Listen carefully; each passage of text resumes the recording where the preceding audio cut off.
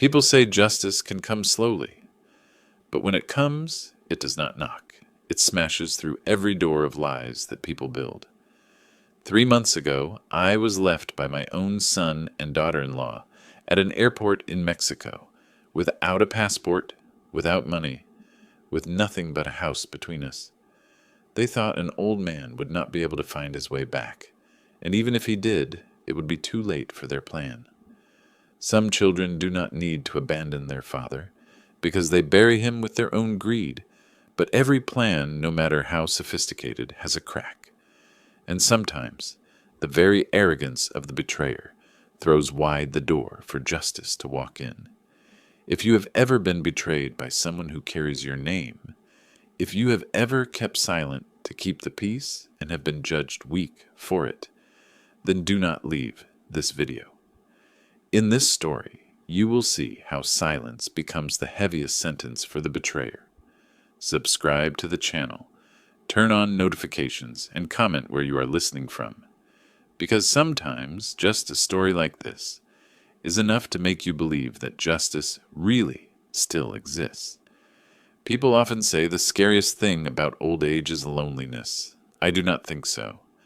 Loneliness only kills those who have never loved. What truly kills a person is when they are betrayed by the one they loved all their life. The trip to Cancun, Mexico, initially seemed like a healing cure. A week by the Caribbean shore, blue waves, warm wind, dinners where Tessa's laughter blended with the sounds of a small bar by the bay. I had thought that after so many years of mourning and distance, maybe my son and I could finally sit at the same table without having to search for words. But I forgot one thing. Sometimes those preparing to betray choose the calmest setting to hide the storm that is coming. That morning I was sitting at gate number 19 of Cancun International Airport. My cup of coffee gone cold, while my son, Evan, sat a few rows away, his head bowed over his phone. Beside him, Tessa, his wife, smiled softly, her voice low as if sharing some secret.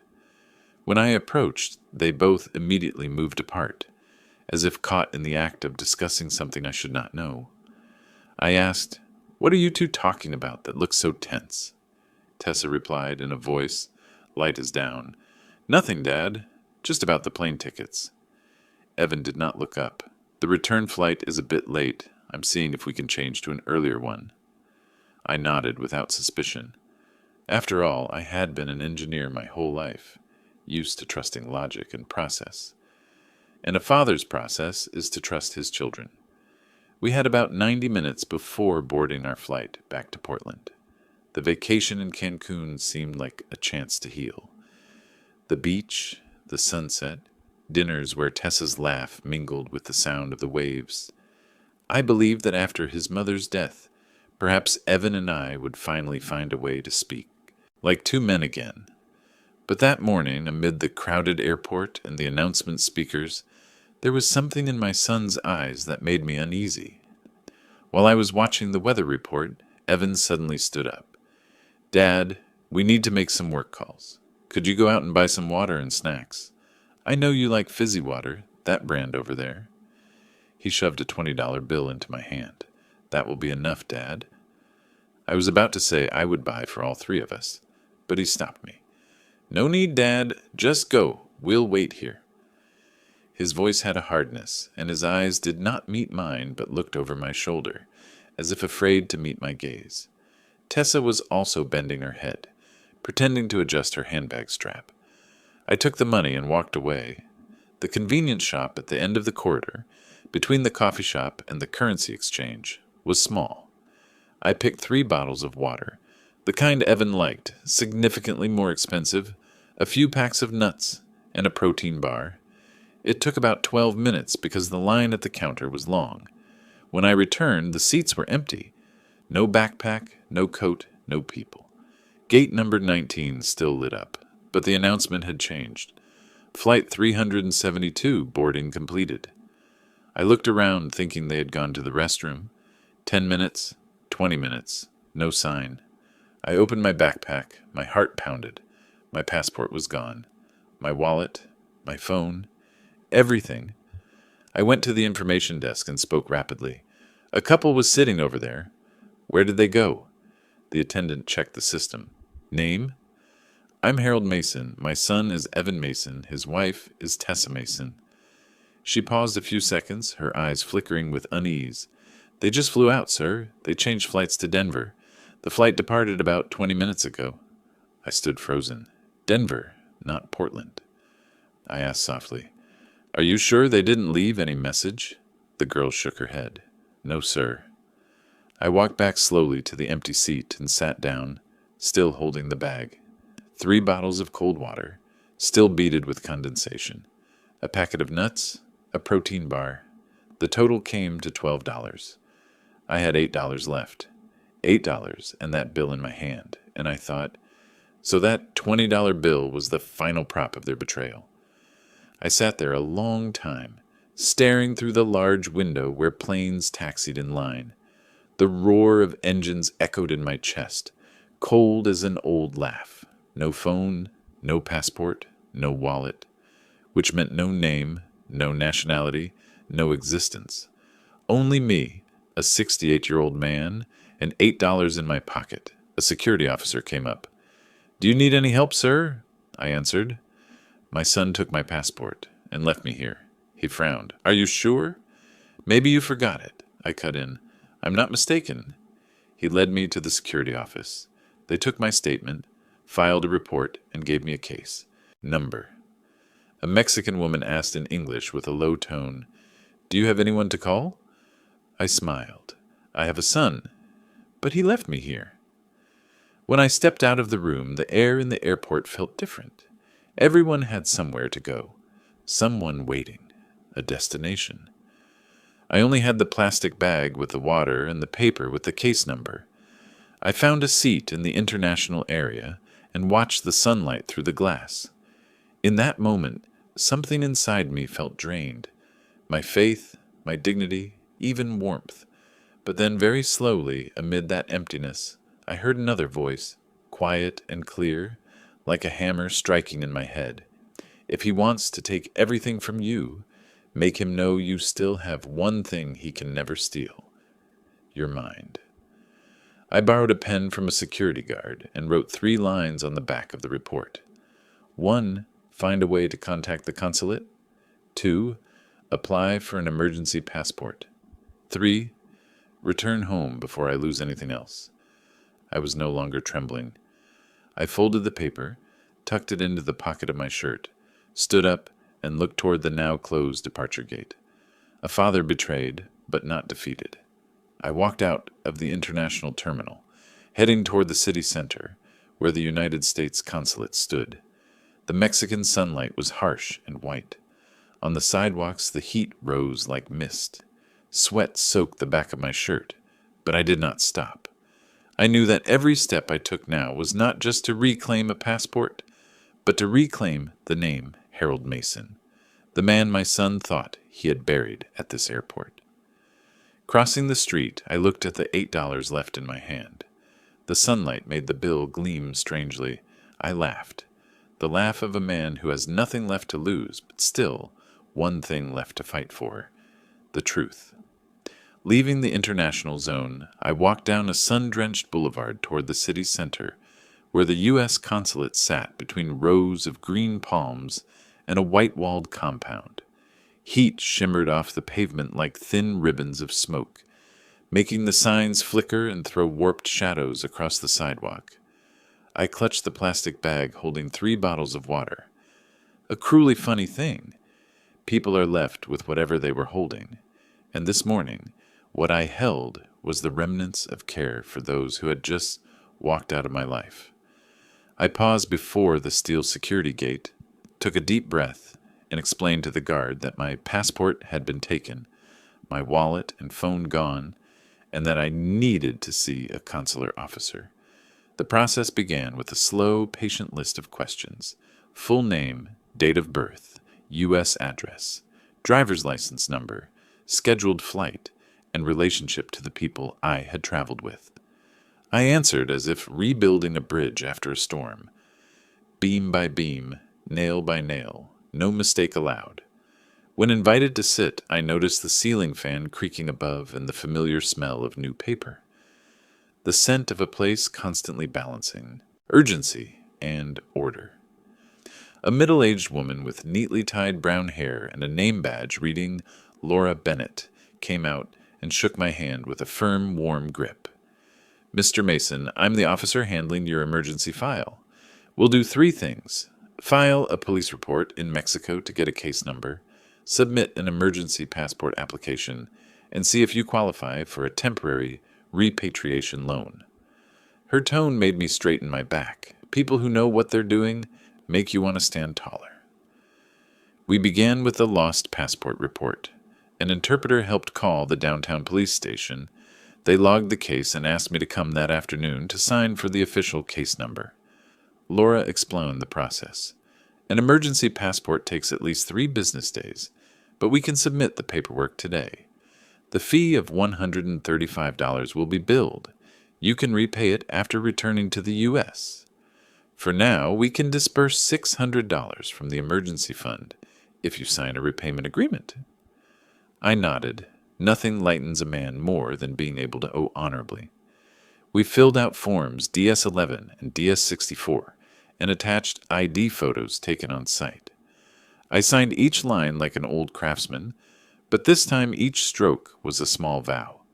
I signed to prove I still exist. Laura watched me closely as I set the pen down on the last page. "I've done this job for 28 years, she said slowly, "and I've learned that angry people find their way home better than hopeless ones. You seem angry in the right way." I smiled, a dry smile under the burning day. "I don't want to hate," I said. "I just want to get home before I lose anything else." That afternoon I went to the police station as arranged. The room had pale yellow walls, a floor fan buzzing, and a young officer carefully typing. Passport taken, wallet, phone, location at gate number 19. Approximate time.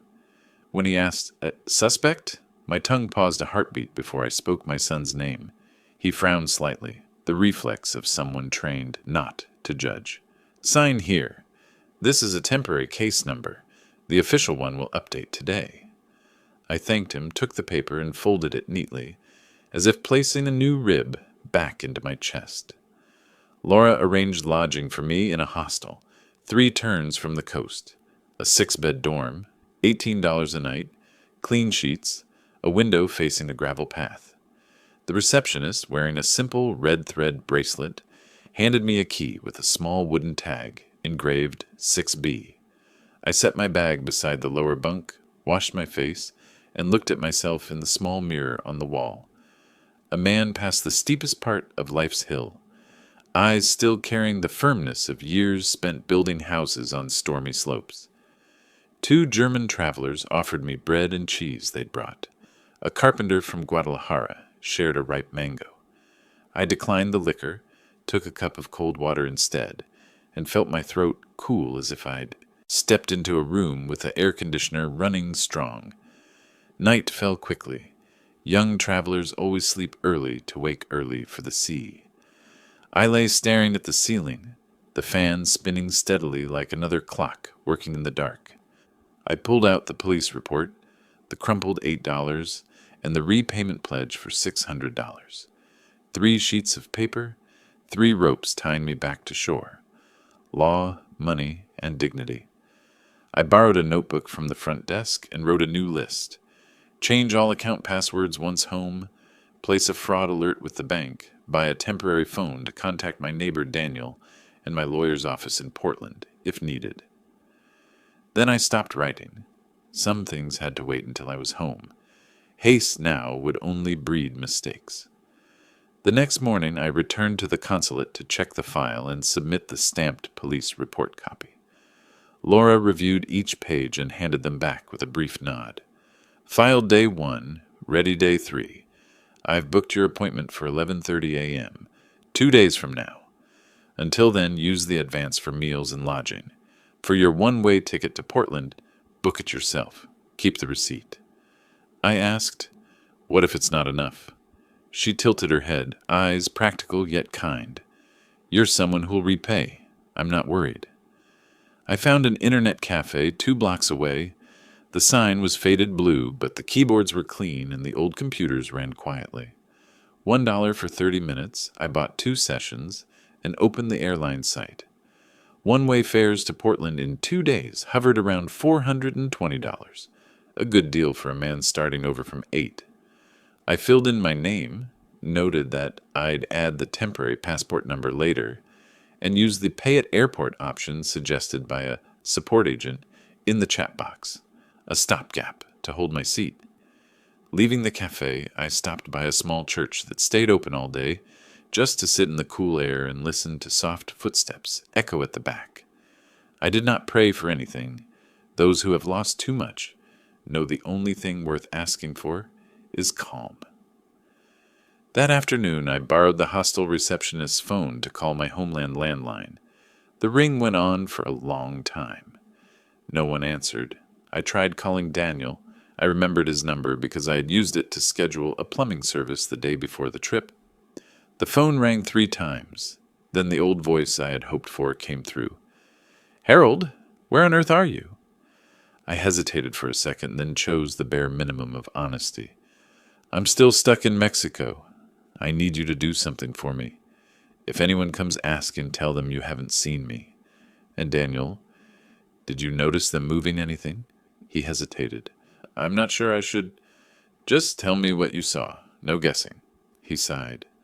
3 days ago, early morning, around 6:30, they were loading big boxes into a truck. I thought they were gifts. Didn't think much of it.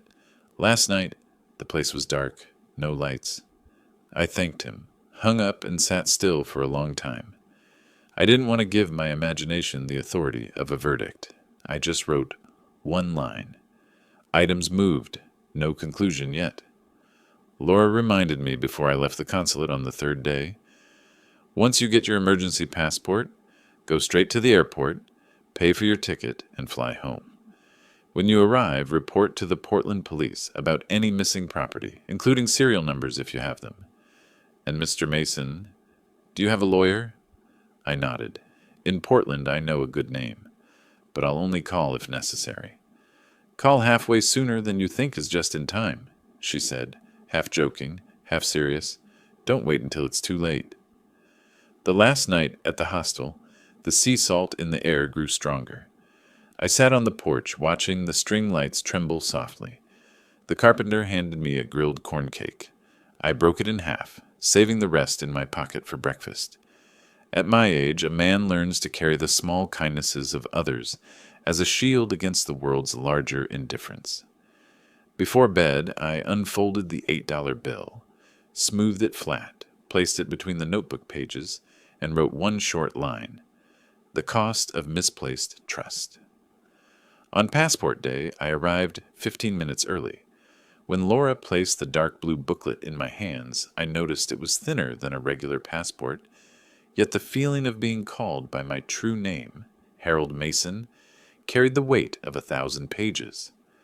I signed the receipt, slipped it into my shirt pocket, buttoned my collar, and looked at her. "I'm going home," I said, "and I'll do everything by the book." "That's always the longest-lasting victory," she replied. I left the building.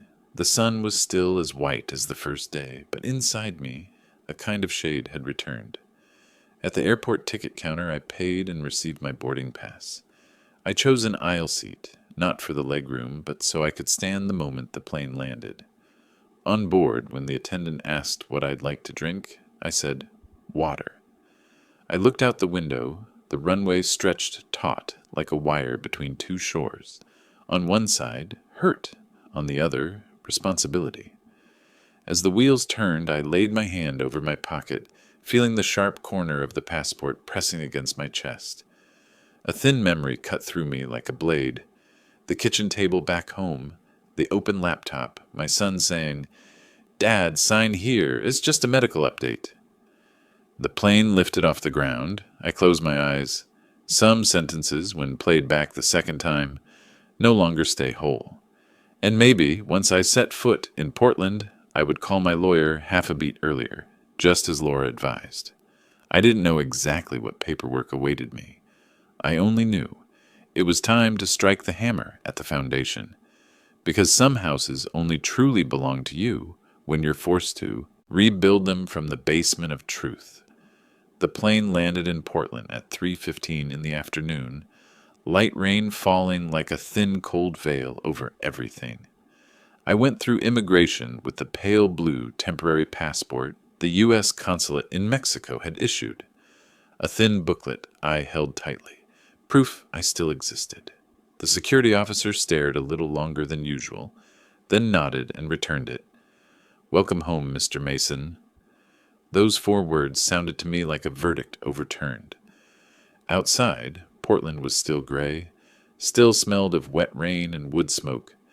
I called a ride from the airport to my home. The driver, a young man wearing earbuds, asked casually, "You here for vacation?" I answered, "I'm here to find my home again." When the car turned into the tree-lined street where I'd lived for over 30 years, my heartbeat quickened. The pale green wooden house stood silent at the end, windows shut, curtains half drawn. I paid the driver, stepped out, and stood for a long moment at the gate. The silence of that familiar house felt wrong. Not the quiet of waiting, but the coldness of occupation. I walked up the steps, bent down to lift the small rock by the rose bush, where I'd hidden a spare key for 20 years. Still there. The lock turned smoothly. No one had changed it. I pushed the door open. Damp air and dust hit my nose. In the living room, everything was in place, except for a few voids. My father's pendulum clock was gone. The silver tea set that belonged to my mother was missing. In the bedroom, my late wife's jewelry box is empty. On the desk lay a large envelope, perfectly centered. No one leaves an envelope in the middle of a desk without intent. I opened it. Inside was a thick stack of papers stamped with the logo of Notary Frank Lowry's office. The first page read, "Deed of gift, Harold Mason to Evan Mason." I read every line slowly, every word like reading my own sentence. Property, real estate number 3142, Maple Street, Portland. Grantor, Harold Mason. Grantee, Evan Mason. Reason for transfer, for love and family duty. Signature, Harold Mason. Notarized by Frank Lowry. Dot signed 4 weeks earlier. I looked at the signature. It was mine, but not. The strokes were too clean, too perfect, as if traced from a scan. I remembered. The afternoon before the trip, Evan had brought his laptop, saying he needed a medical proxy update for emergencies so Tessa could sign for me if I was hospitalized. I had signed on a digital pad, my old hand trembling. I even joked, "Everything's electronic now, huh, son?" He had smiled, light as a knife. "It's faster, Dad." Now I realized that faster was the way he stole my life with a single signature. I sat down, still holding the stack. What I felt wasn't anger. It was cold, a chill crawling from bone to heart, freezing every emotion into deadly calm. Outside, the rain thickened. I opened the desk. Drawer, checked my bank books and papers. All still there. No transfers. No strange withdrawals. Which meant he had only managed to take the house. I looked around, noticed more missing items. My father's antique clock, my Leica camera, which I polished every month, were gone. He didn't just want the house. He wanted the memories. I called my elderly neighbor, Daniel, the man I'd shared Sunday coffee with for years. "Daniel, did you notice anything odd while I was away?" He paused, then said, "Yeah. 3 mornings ago, real early, I saw Evan loading big boxes into a truck. Thought you told him to clear old stuff. I even waved, but he just nodded and left. I thanked him, hung up, and sat still for a long time. No anger, no pain. Just the old engineer's mind sorting things into order. Cause, effect, procedure. I took a sheet of paper and wrote, 1. Preserve the scene. 2. Photograph every missing item. 3. Take documents to the lawyer. 4. No contact with Evan. Then I began. Room by room, I photographed every space, every missing item, every disturbed corner. Each click of the camera sounded like a nail hammered into the coffin of trust. When done, I backed up the files and scans to an external drive and locked it in the safe. That afternoon, I met with my old lawyer, Margaret Chen, who had handled my business paperwork before I retired. Her office was on the 15th floor, overlooking the foggy Willamette River. I told her everything, from the $20 bill in Mexico to the deed of gift on my desk. She listened carefully, then asked, "Did you read the document before signing?" I answered, "No, I believed it was medical paperwork." She nodded slowly, her eyes sharp as steel. "Then it's fraudulent misrepresentation. Grounds for a civil fraud case. But it'll be tough. The signature is still yours," I said. "I don't need an easy win. I only need what is right." She looked at me for a long time, then said, "All right, but once you start, you must go to the end, even if your son stands against you." I gave a thin smile. He already has. On the way home, the rain eased. Streetlights reflected in puddles, like small scattered coins. I suddenly remembered the $8 in Mexico. From those $8, I returned. Now, from that signature, I would begin. When I got home, I turned on the lights and stood in the middle of the empty room. The light splashed against the cold walls. I opened a cabinet, took out the old little voice recorder that still had a battery, and set it on the table. My own voice sounded hoarse. Day 1 after returning, discovered fraudulent conduct and property transfer. Objective, legally reclaim the house. I switched it off and looked around.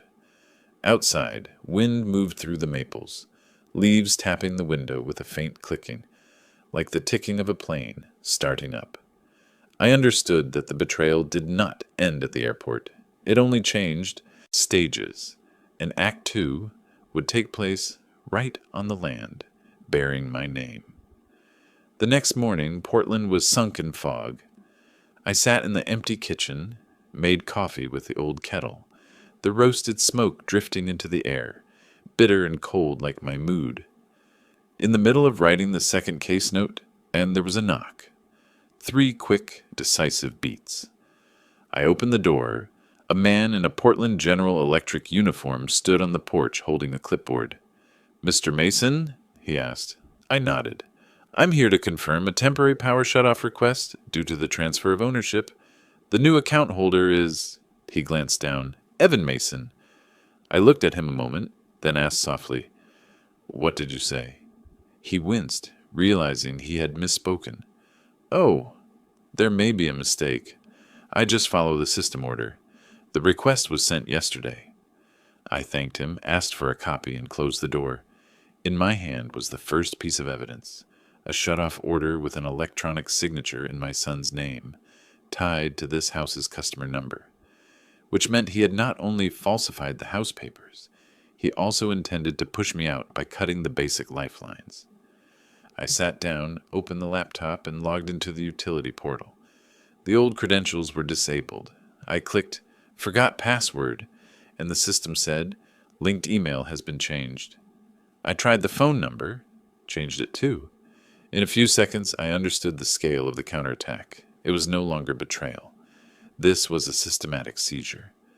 I picked up the landline and called Margaret's office. She answered, voice low. I guessed it wouldn't stop at the deed.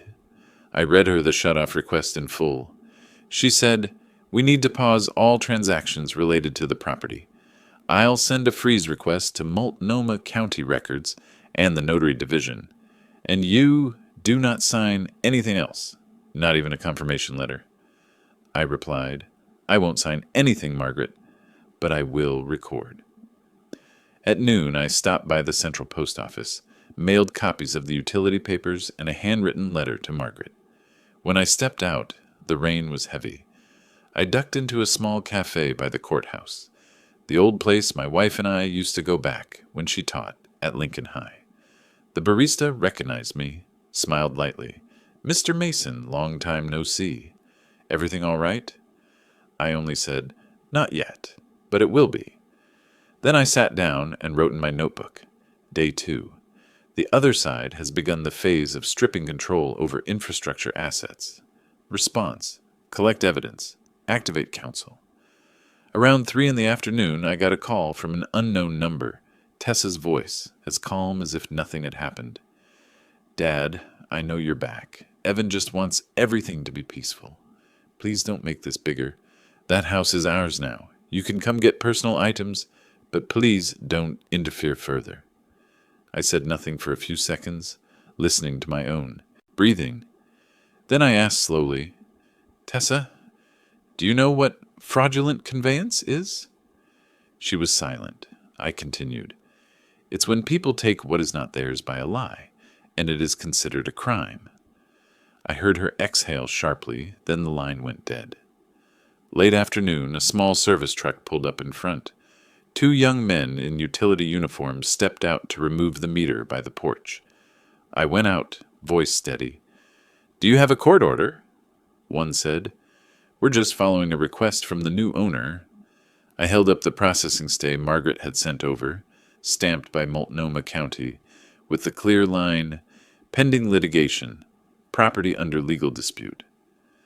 They looked at each other, then backed off. Sorry, sir, we'll report to our manager. As they left, I checked the time. The sky was steel gray.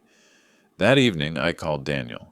He brought over 2 cups of hot coffee, set them on the kitchen table, and said, I heard they were going to remove your meter. You all right? I replied, All right, for now. He nodded, then sighed. I've got something. 3 days ago, a strange man came by, said he was from an insurance company to appraise the house. I got suspicious and photographed his license plate. He handed me a phone photo, a gray pickup, plate 847-KPL, logo Cascadia, Property Services. I saved it, a new piece of the puzzle. That night, I did not sleep. I sat by the window. The streetlight cast long bars of light through the old curtain. On the table lay the open file. On the laptop screen, the parcel map for 3142 Maple Street. I drew on a sheet. Step 1. Verify the forgery chain, bank notary utilities. Step 2. Collect all public documents related to Cascadia Property Services. Step 3. Contact the police. File an initial report to get a case number. Then I stopped, looked at the page marked Day 3. The rain grew heavier. For a moment, I remembered Margaret's words.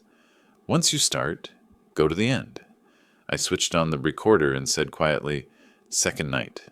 The betrayer is trying to snuff out the light in this house, but he forgets I once designed backup power for an entire industrial park, and in the dark, I always know how to flip the breaker.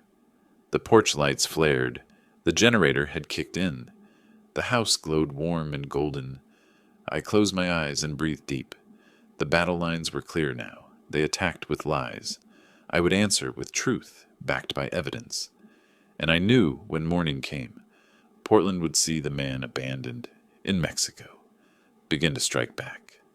3 days after I filed suit in the county court, Evan responded, not with an apology, but with an email over 2 pages long. He wrote, You're destroying your own dignity. I only want everything neat, legal, so the house won't be sold at a loss when you get old and weak. Now you've turned it into a battlefield, and I won't yield. I read those lines again and again, not to understand, but to accept that my son could write them. At the end, he added a single short sentence. This house will belong to me, sooner or later. I replied briefly, You've forgotten that once something is taken by a lie, it loses all value. I forwarded the email to Margaret for the record. Just 2 hours later, Tessa called. Her voice was cold and shaking. Dad, Evan is very tense. He says someone is putting you up to this. You know, old people sometimes. I cut in. If you mean my lawyer by putting me up to this, then perhaps you never knew what justice is. Silence on the other end, then the call ended. That afternoon, I changed the locks again. As the locksmith left, a car pulled up outside. Evan stood there in a wrinkled white shirt, his gaze as cold as if we had never been father and son. Why are you locking the house? This is my property. I answered evenly. If you think you have the right, bring the papers. Don't bring that tone. He gave a faint smile. You're the same as ever, believing morality can replace a contract. The world doesn't run on trust, Dad. I looked straight into his eyes. If you truly believe that, then you've already lost more than this house. He stepped onto the porch, stopping close to me, speaking slowly. You don't understand, Dad. Your time is over. I don't need your pity anymore. Then he turned away, his footsteps echoing across the brick path like the cold count of distance. When the gate closed, I stood still for a long time. In the crimson light of sunset, the bronze nameplate bearing my wife's and my name reflected a faint glow. The word Mason chipped, but not yet faded. That night, I sat alone in the darkened living room. Outside, wind hissed through the pines and whistled through the cracks of the door. On the table lay Evan's printed email, folded in half. I rested my hand on it, feeling no anger anymore, only weight. Then I wrote in the small notebook a line I would remember forever. The day Evan officially declared war. But if this is war, I will fight with what he will never understand. Patience. When I closed the notebook, the wall clock struck 9. The ticking echoed slowly. The anger in the house didn't explode. It smoldered, and I knew this quiet flame would burn through every lie within these walls. I once believed justice came from courtrooms, but after watching my son deceive me, I realized true justice begins the moment a man decides not to stay silent anymore. I went to Margaret Chen's office on Monday morning. The petite lawyer with neatly tied hair, half-rimmed glasses, and a low, steady voice listened as I told her about being left in Mexico, then discovering the forged transfer. She simply said, "You've come too far to turn back, Mr. Mason. If we can't prove fraud, everything you're sitting in right now could legally be considered unlawful occupancy." The words sent a chill through me. I nodded, saying, "I don't want pity. I just want the truth to be spoken." Margaret smiled, not polite, but the kind of smile from someone who's seen desperate people stand up again. "Then we begin." She called Keller, a middle-aged civil investigator with graying hair and a gravelly voice.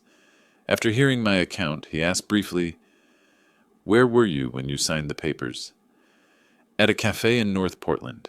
Evan said it was just a medical form update." Keller nodded slightly. "A cafe? Not a law office or notary?" "No. He said the notary was a friend. Convenient to meet there." Keller jotted notes and said, "That's enough. I'll check the area's cameras." 3 days later, Keller called back. "I've got news, Mr. Mason. That cafe has security footage. I saw him arrive first with an envelope. The notary came later, stayed less than 5 minutes. Then your son pulled out his wallet and paid cash." "How much?" I asked. "Around $300. I spoke with the notary. He admitted signing in haste, didn't verify the content properly, thought it was genuine medical paperwork." I sat silent, every word landing like nails into the floor. My whole life I'd been an engineer, believing in procedure, in signatures. Now that very signature had become evidence against me. Margaret said, "I'll file a motion to suspend the deed's validity temporarily, but we need something more, proof of intent." I asked, "How?" "Financial records, withdrawals, anything showing motive." "Don't worry, Keller will handle it." That evening I returned home in the rain. The power was out. When I called the electric company, they said the account now belonged to Evan Mason, and my old one had been closed. The water, too. I turned on a flashlight and looked around the dark house. Everything was still except the rain drumming on the roof. In that darkness, I understood. Evan didn't just want the house. He wanted to erase me from it. I found an old candle in a drawer and lit it. The small flame glowed against my wife's framed photo, her gentle eyes looking at me as they once had. I whispered, "I promised to protect this house, remember?" Just then a noise came from outside.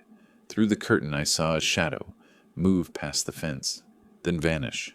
Maybe the wind, or him. I wrote in my journal a simple line. My son wants to extinguish the light, but with one candle, I can still see the way.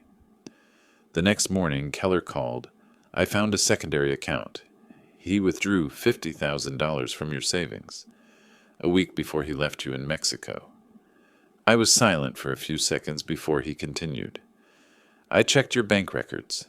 3 years ago, after your wife passed, you opened a joint account with Evan. Joint account with right of survivorship. Remember? I nodded, though he couldn't see.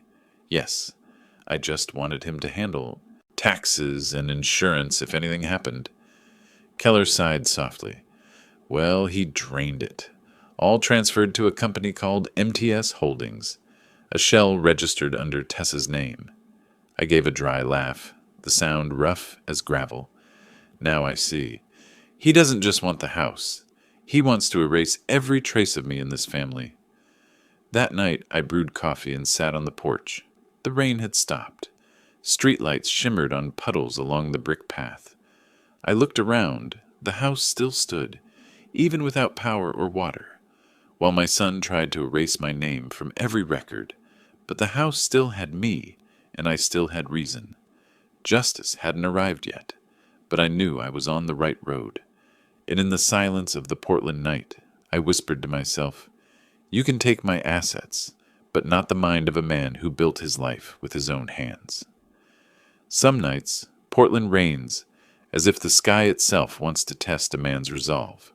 It poured endlessly, drumming on the tin roof, spilling over the walkway, merging with the dark. I sat in the old armchair in the living room, candlelight casting shadows on the wall, just enough to illuminate the wedding photo of my wife and me. Her eyes still calm, as if reminding me to stay steady, no matter what. Around 10 at night, a car stopped at the gate. I didn't need to look to know who it was. The familiar Audi engine went silent, and the door slammed hard. Footsteps echoed on wet bricks. Then 3 sharp knocks. I didn't answer immediately. I let him stand there, breathing in the cold rain for a few seconds before opening the door.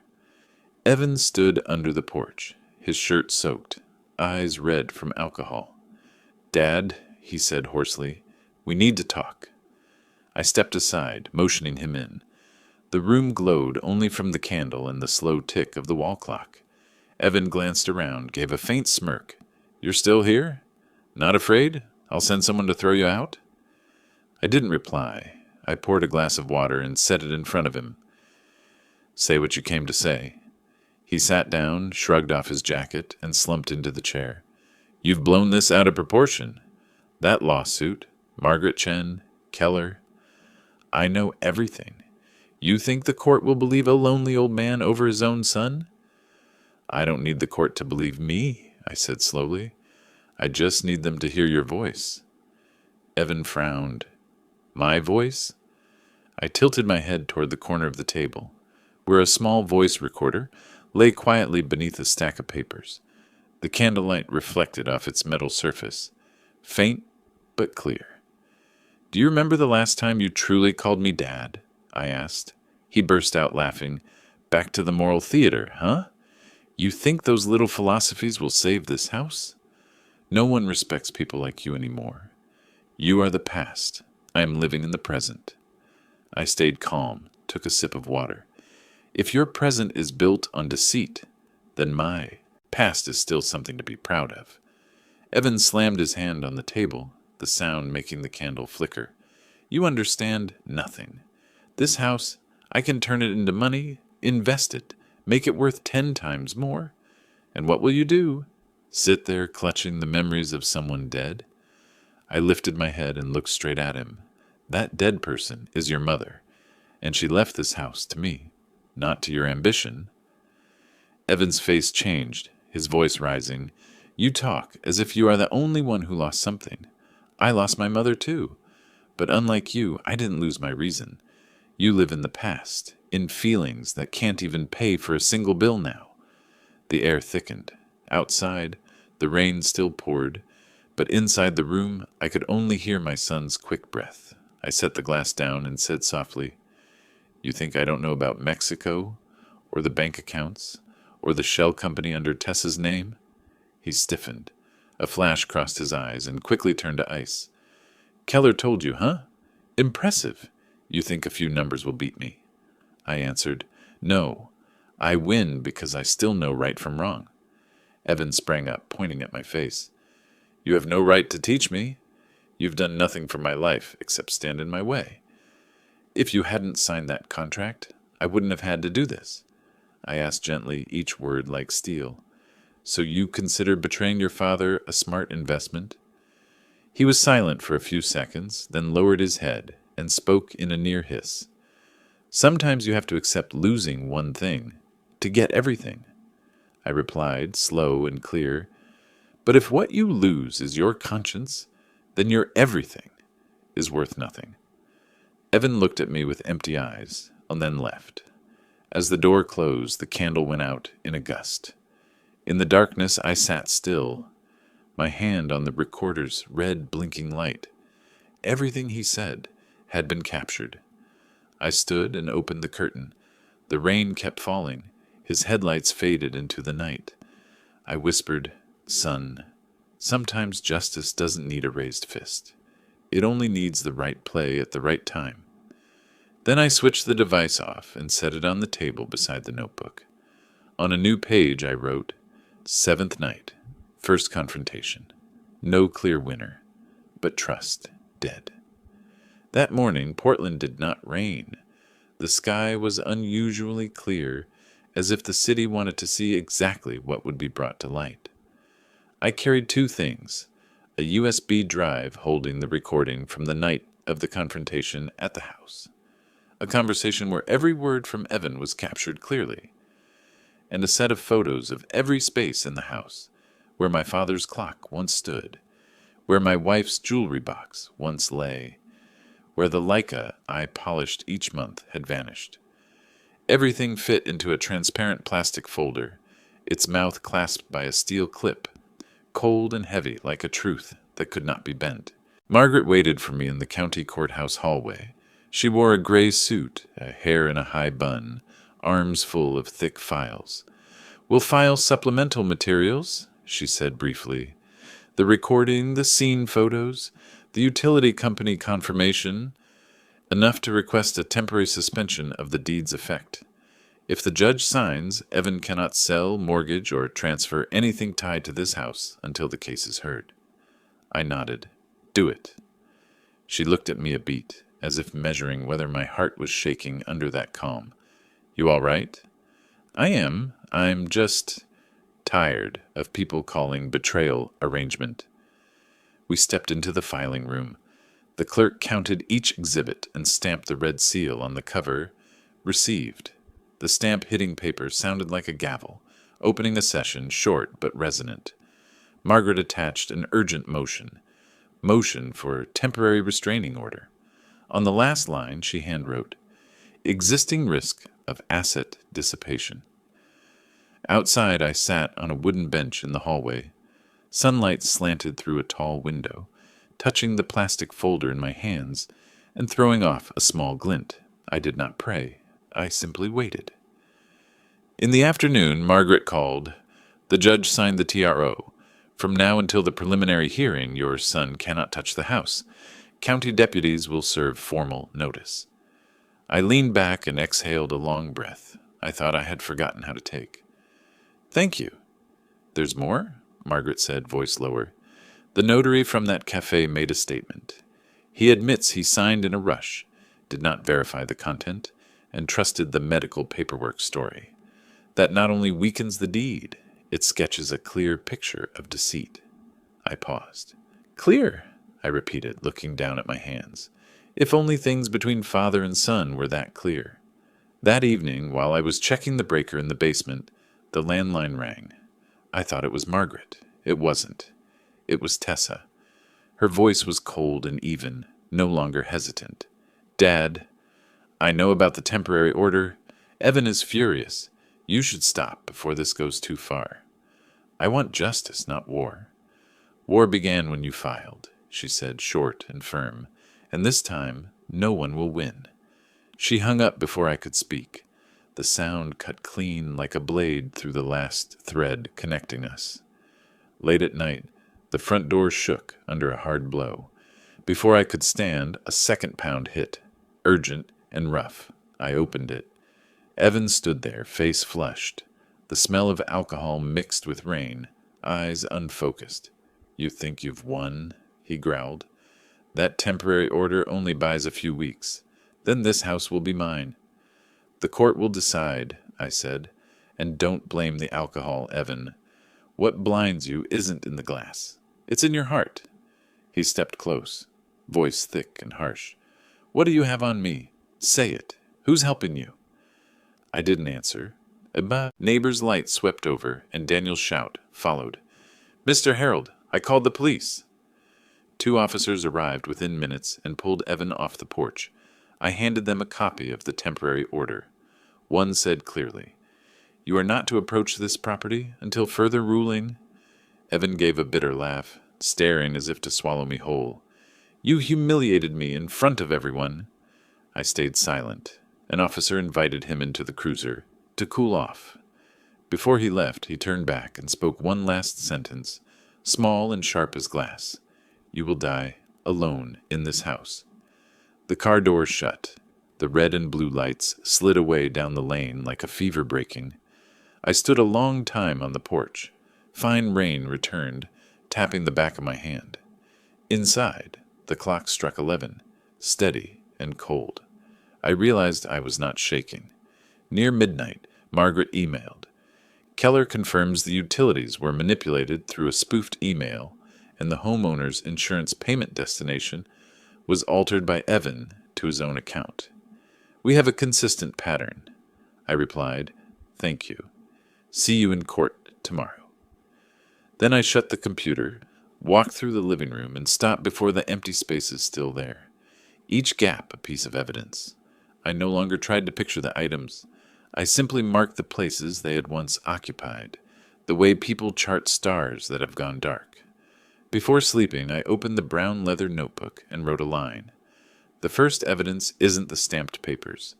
The first evidence is the moment the betrayer has to shout on the porch to drown out his own fear. I closed the notebook. The night was quiet. In that stillness, I could hear the house breathing again, like someone waking from a bad dream, knowing morning would arrive on time. People often say that before a storm, the sky falls eerily silent. That silence I'd heard all week, not in the wind, but in my own house, where my wife's laughter once echoed, now replaced by the slow ticking of a clock, like the heartbeat of someone waiting for justice to knock. Since Evan was warned by the police, and the court's restraining order was issued, he vanished. No calls, no visits, no messages. But silence was never peace. Silence was how storms gathered. 3 days later, Keller sent me a printout, a social media post from Evan. "When a father is too old to understand the world, maybe pity is the only way a son can save him from destroying his own reputation." Beneath it was a photo of me sitting on the porch, taken from afar, secretly. The internet shared, commented, and mocked. "A delusional old man," they wrote. "Probably Alzheimer's." I looked at the words without anger, only coldness. Not because they lied, but because my son had learned to turn lies into a language people cheered for. Margaret called that evening. "Don't respond. I've sent a takedown notice and added defamation of character to the case file. This is no longer a property dispute, Mr. Mason. This is deliberate conduct." I said softly, "I know, and if my son wants to make justice a joke, I'll let him see how real justice laughs back." The next morning, Keller arrived. He placed a thick envelope on the table labeled "Financial Records, MTS Holdings. This is what you need." He didn't just drain your joint account. He opened 3 shell accounts, cycling funds to hide traces. 50,000 became over 80,000 through short-term stock trades, half withdrawn in cash before you filed suit. I sat down, hand on the folder. "He's writing his own indictment." Keller nodded. "Exactly. With your permission, I'll present this entire chain to the court." "Do it," I said. I want my son to learn. Some things can't be washed clean with money. That evening, the landline rang. I recognized Tessa's voice from the first syllable. Soft, steady, but metallic cold. Dad, she said, don't be foolish. Evan's exhausted. Drop the lawsuit, and this all ends quietly. I paused for a few seconds. I thought you called to apologize. Her voice lowered, hoarse, but not from emotion. No one apologizes for protecting what they deserve. That house, we lived there, paid for it, fixed it. You just keep it like a monument to the past. I keep it, I said slowly, because it's my wife's legacy, the blood and bones of this family. And you turned it into a balance sheet. Tessa gave a faint laugh, a sound without echo. You think the court sides with a stubborn old man? They'll look at psychological reports, your age and public opinion. They'll see Evan as the wounded son. I'm not afraid of being misunderstood, I replied. I'm afraid of watching myself stay silent. The line was quiet for a beat. Then her tone hardened to ice. You think winning in court means anything? All it takes is one article, one video, one edited quote, and your dignity will turn to ash. I whispered, then try, Tessa. Because if justice doesn't come to you, I'll bring it to your door. She hung up before I could say more. The last sound was a sharp breath, then the dry click of the receiver. I set the phone down, watching the desk lamp flicker like it was about to burn out. In that dim light, I saw my reflection in the glass. Older, but unbroken. Rain began to fall. The first drops hit the window frame, spreading into long streaks, like ink bleeding across an unfinished page. I opened the leather notebook and wrote, Justice doesn't need noise. It needs the patience of someone who has lost everything and still knows what's right. The next morning, Margaret texted, Preliminary hearing set for Monday. I've requested a temporary protection order for you. Evan has a new lawyer, young, aggressive. They'll try to claim you lacked capacity when you signed the transfer. I replied, Let them try. That afternoon, as I swept the porch, an envelope slipped from the front door. I unfolded it, a single note, quartered.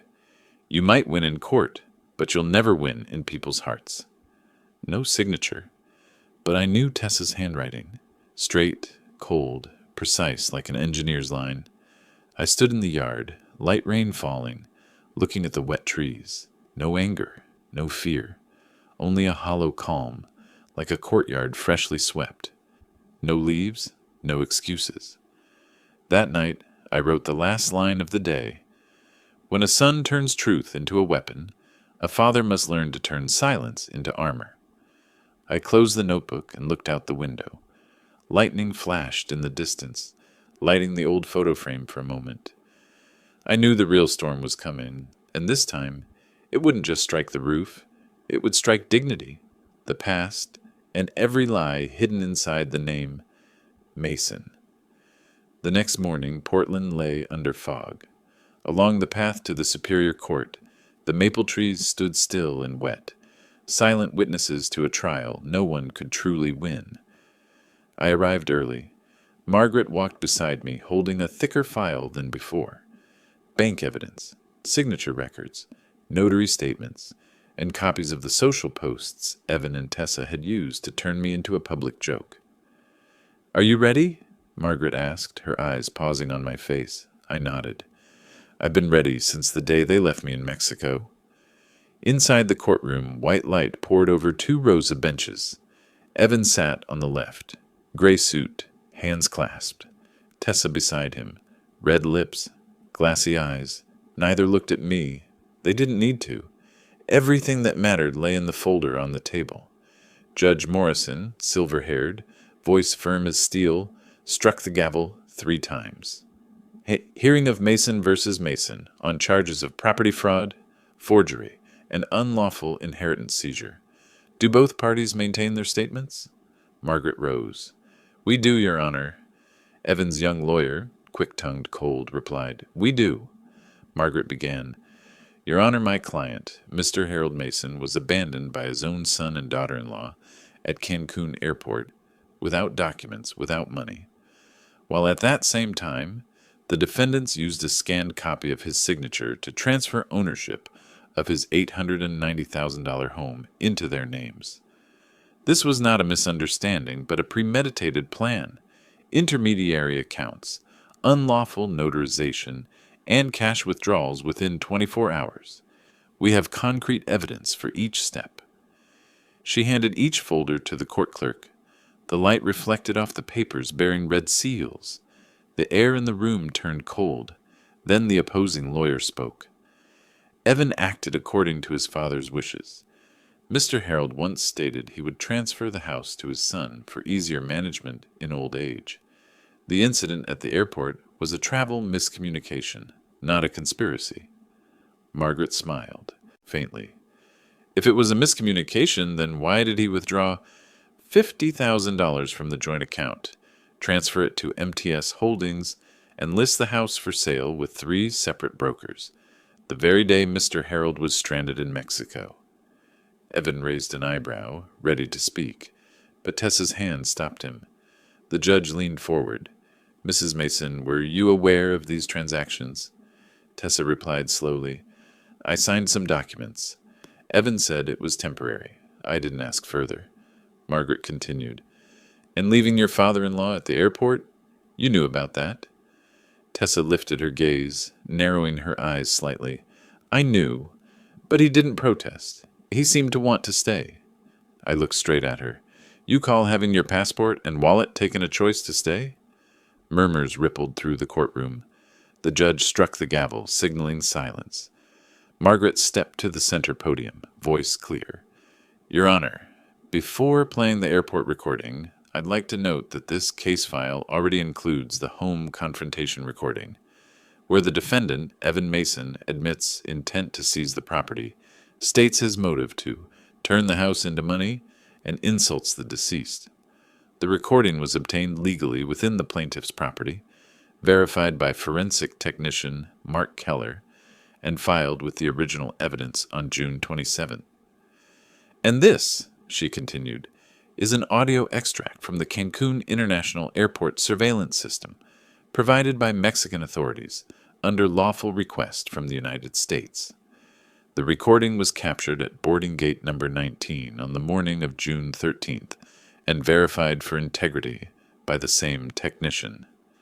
Judge Morrison nodded. Consulate verification? Margaret, filed with the submission, Your Honor. Play it. The speakers echoed through the room. Evan, take him to get water. Don't let him back before boarding. Tessa, are you sure? If someone sees... Evan, do it. When the plane takes off, he'll still be here, and we'll be home. No one spoke. Only the soft hum of the air conditioning. Tessa lowered her head. Evan's hands clenched white. Their lawyer shot up. Objection! This recording, the judge cut him off coldly, was obtained legally, verified bilaterally. Objection overruled. Margaret lowered her tone. Your Honor, this is no misunderstanding. This is a deliberate conspiracy, coordinated between 2 people, and the online defamation, threats, and public humiliation of my client are merely extensions of the same crime. The judge reviewed the files, then looked up. Mr. Mason, do you wish to speak before deliberation? I rose, voice steady. I once thought forgiveness was the only way to keep a family together. But today I've learned some people only understand morality when justice teaches it through a verdict. I don't want money.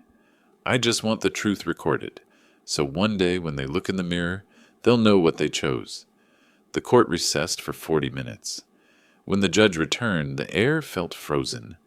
After reviewing all evidence, including financial transactions, witness testimony, recordings, and investigative findings, the court rules.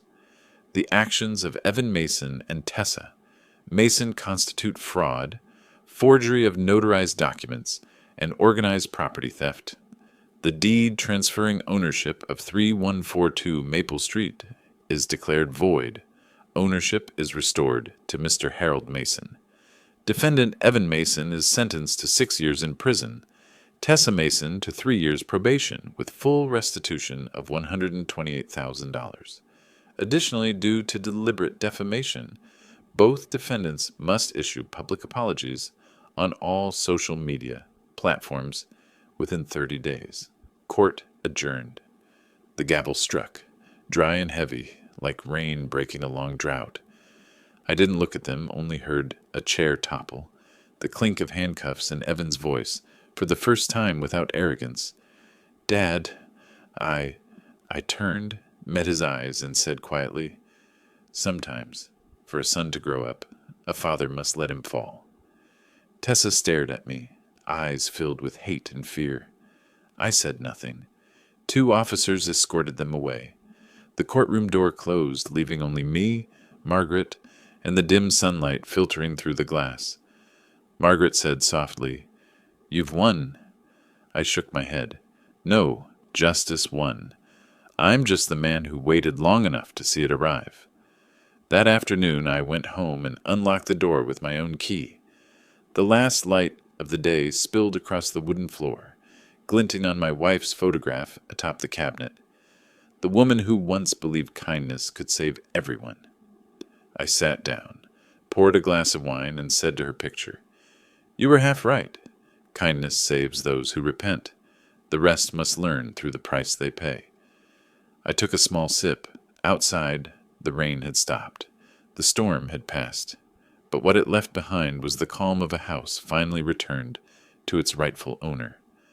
I didn't win against my son. I only stopped a lie from becoming law. People think winning a case is the end.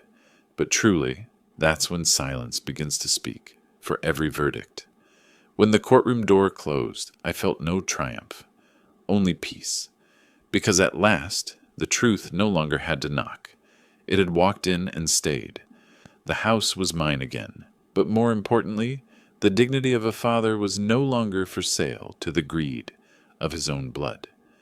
If you've ever been betrayed, belittled, or silenced, believing family mattered more than justice, remember, silence only matters when it begins in action. And sometimes, one person standing up is enough for the truth to be seen. Thank you for staying till the end of this story. If you believe justice is never lost, only on its way, subscribe, turn on notifications, and share this video so more people can witness the strength of truth. Because one day you or someone you love will need to remember, justice may come late, but it never loses its way.